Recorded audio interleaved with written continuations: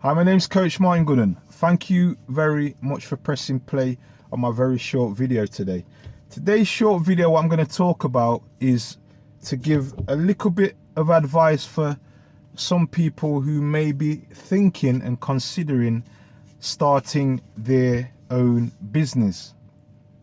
And the reason why I say this, because of the pandemic, what you generally find is that some people who are very talented, very skilled, very good at the trade, what they participate in and make their living from by being paid by an employer, they decide that, you know what, things are getting so tough that they generally decide that, you know what, I want to take a leap of faith and maybe look at two things. Either take the whole leap of faith because they've had to, because they've probably been made redundant, etc., or because they realize that they want to make a secondary income on top of the income what they make from their employee. This is kind of nothing kind of new. Okay. And if you want to go into business, there's a few things to understand. The main things to understand is that the business, what you're looking at doing, has got to have two main things, generally two of the main things where you'll make money from it. And that's, the first one is you have to be good at solving problems. Yes, just like a plumber, a builder, in case of a personal trainer. Okay, you get paid for solving problems, so you got to be a good problem solver. Okay, your service skills have got to be impeccable. Okay, when you're running a business, your service skills have to be impeccable. So people will pay people for also a good service, knowing that they're getting a good service, knowing that their needs and wants are met, and knowing that they're actually getting what they want from the service. So understand the two main things. It's either a service industry, okay, or you will make money because you're a problem solver. Okay, there's a lot of problem solvers out there what don't realize their true potential of what they actually do, and they now probably realize because of the pandemic that, wow, I've got to do something a little bit more to bring in more income. Okay, and that's what, you know, you should be probably looking at. So you've decided you want to get into business. Okay, the next thing what you got to understand, in order to be in business, you have to have clients to service. Okay, you have to have clients to service, i.e. the clients will pay you for you solving the problem or delivering the service. Okay, this is where a lot of people come stuck. Okay, this is where a lot of people come stuck. So one of the best forms of getting clients is word of mouth. Not a business card, it's word of mouth. Why is it word of mouth? Because if you have a friend who tells a friend, or you have a friend what says, I'm after a plumber, and you can reel off, yeah, I know a guy who's a plumber. Wow, I know somebody who's after a personal trainer, and you're the top of awareness, top of their brain. More than likely, that person who is looking for that person will take your referral and follow through generally with that referral. Okay, so word of mouth is generally the best form of advertising you can ever get to build your network. By all means, you've also got the social media aspect.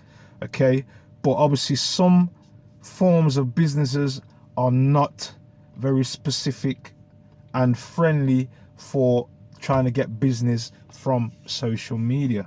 Okay, so as I said, there's some businesses what are brilliant for you to showcase your talent, showcase your knowledge of what you know, showcase your social proof of problems, what you have actually solved, so people can see that you've actually solved problems. And this normally comes in also in ways of testimonials as well. Okay, so as I said, word of mouth.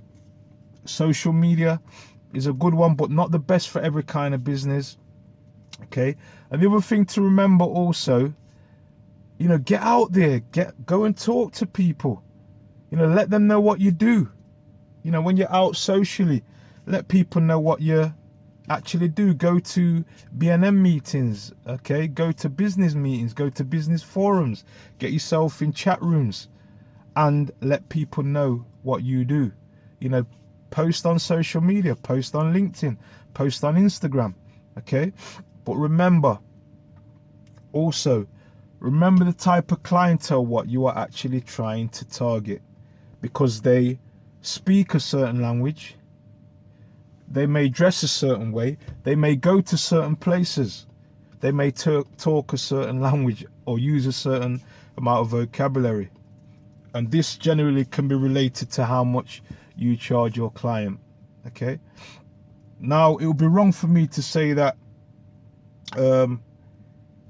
cheap, because something is cheap doesn't mean it's good, but cheap and quality generally don't go in the same sentence. And from my experience, what I've got to realize is that when you get somebody who's kind of cheap, it's maybe because they've not got the experience, or they may not be fully versed in what they do. When you generally see that somebody is a high ticket person, charges a lot of money for what they do, the services of what they do, okay, you will find that it's related to quality, and it's also related to experience as well. Okay, so cheap and quality generally don't go in the same hands. That's from my experience. Okay, and also you will find that cheapness normally leads to a service what you're not kind of happy with. Okay, a service what you're not kind of happy with. I say this with a smile because obviously I've had clients what have come to me having known that they've told me that they've been to somebody else and not been happy with the service and not been happy with the results we're actually getting. So just a word of encouragement. You might have been working for an employee for years, and it's took the state of what's happening at the moment to make you realize, you know what, I can go out there on my own and earn my full wage, or I might be able to go out there, still be employed, and still earn a secondary income. All right, remember the two things. Service, make sure that you are giving good service and your customer service are on point. If you say something, you're going to do it, deliver it. Make sure you do deliver it. 2, make sure that you are honest and that you can deliver and solve the problem. Okay, get yourself out and about, make people know what you actually do. Okay, post on LinkedIn, Facebook, okay, but make sure what you're posting is irrelevant to what you're doing. Also make sure that it's clear, concise, and to the point. Okay, people nowadays haven't got time to be fumbling around watching videos. You've got to be straight to the point and concise. Charge what you are worth. Don't compete over price. One of the worst things you can do is compete over price. If you've got the experience, you've got the knowledge of what you do, and you're actually good at what you do, charge what you're worth. Don't compete with anybody on price. Okay, because 1, you won't be happy in what you're doing, and 2, you'll be undercutting the fact that you've got skills, knowledge based in what you do, whatever you're doing, and that you're undercutting somebody else based on price. No, don't do that. Make sure you charge what you're worth. So listen, get in business if it's what you want to do. If you've got skills, you've got a talent for something, you want to share it with somebody, and it's service based and you can solve problems, get out there. Go and help the world. Go and solve problems for people, because you'll get rewarded for it if you're quite good at it. All right. Thank you for pressing play. I'm a problem solver. I like to help people, obviously, with their performance, weight loss, mindset. And also I like to help people understand the concept of running a business and being in business. If you need my services, remember to get in contact with me at info@cptuk.co.uk, or alternatively you can contact me via my website, which is www.martingooden.co.uk, or you can get me at boxingtrainingnottingham.co.uk. Have a great day. Stay blessed.